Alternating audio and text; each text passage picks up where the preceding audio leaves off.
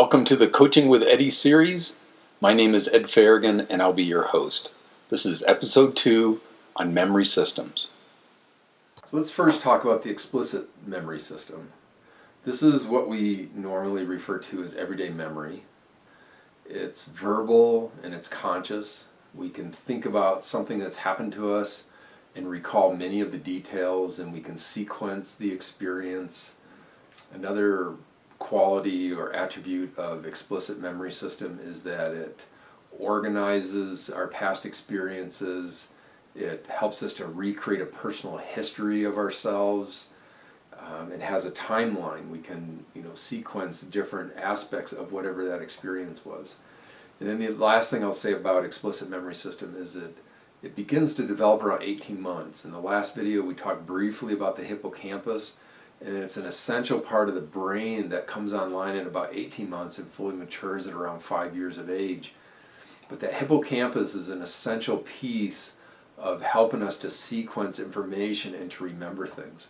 So whenever we're telling somebody a story, we're accessing our explicit memory system. If I'm sharing a time at Christmas time when I was young, or a camping trip I went on, or a fishing trip I went on, these are examples of the explicit memory system.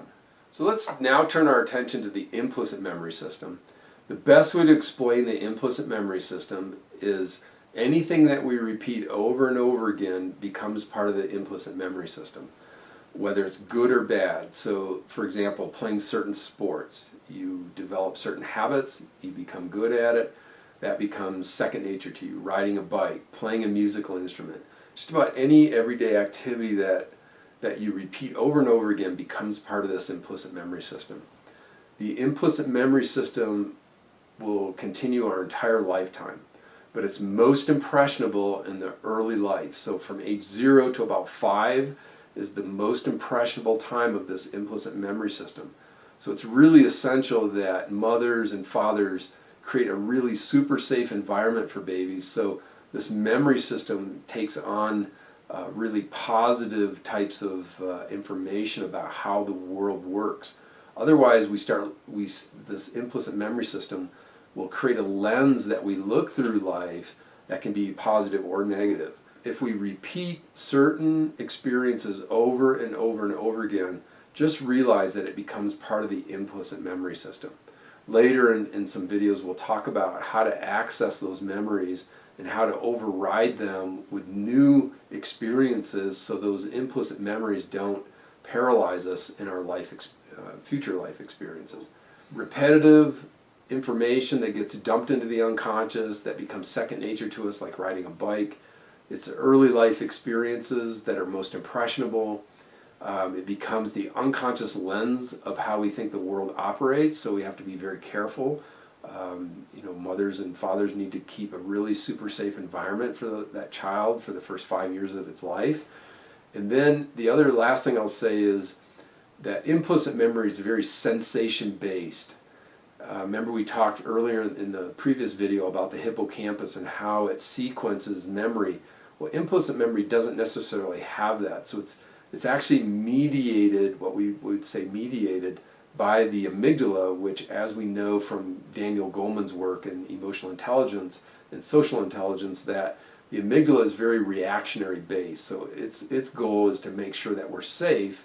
And so without that explicit memory system, the amygdala can kind of blow things out of proportion. So it's really essential that we understand this implicit memory system and what things trigger us, and so we can rework that material, get it sequenced through the hippocampus, which is part of the explicit memory system, and then it doesn't control us so much later in life. So there's another aspect of memory that I think is really essential from a developmental standpoint, and that is we have certain memories of just everyday life. As we hit 5 years old, a lot of those memories we can express, we can talk about, we have a sequence, we have a narrative associated with them. But what about traumatic memories? Things that happen to us that are very traumatic. Well, what we know is even after age 5, when things come at us that are too intense, we would consider that a trauma type of memory.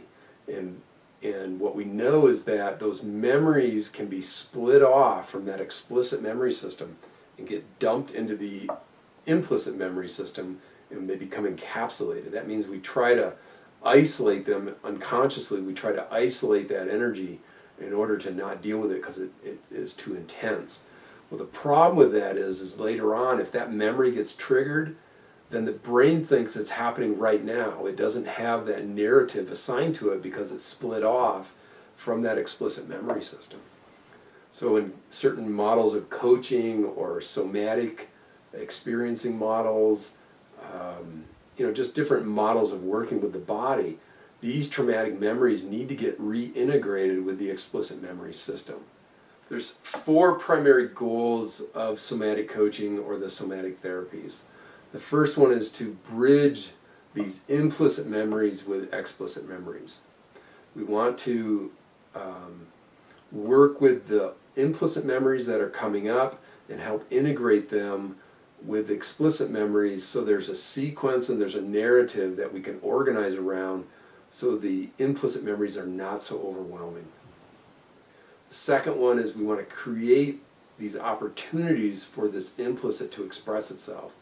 Oftentimes there's a suppression of the energy that happened to us when we're tiny, and that ends up causing problems later on in life. So when things come up, we actually want to use those opportunities to reorganize around these implicit memories to become more explicit in their nature so they don't overwhelm us and they don't take control of our lives. The third goal is to bring positive affect to the presence of these childhood implicit imprints. What does that mean? That means every experience has a positive and a negative to it. And what we want to do is bring in some new information that says, even though this happened, maybe there were some opportunities here for me to learn and to grow and to build my sense of resilience in life around life and those experiences.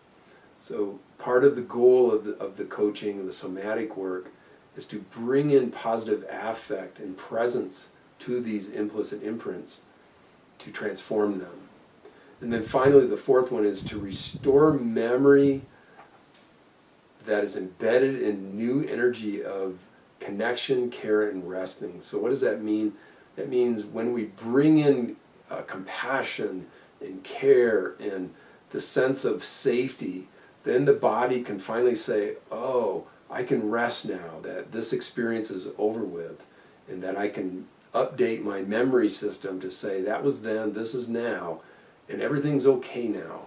And that restorative process allows us to really settle in ourselves, to feel a sense of safety in the world, and when, of course, we feel a sense of safety in the world, the exploratory system wants to come online and get involved more in life and explore and try out new things and be really creative. And that's what it's all about, is this sense of stepping into ourselves and our fullest potential through creating things that we desire.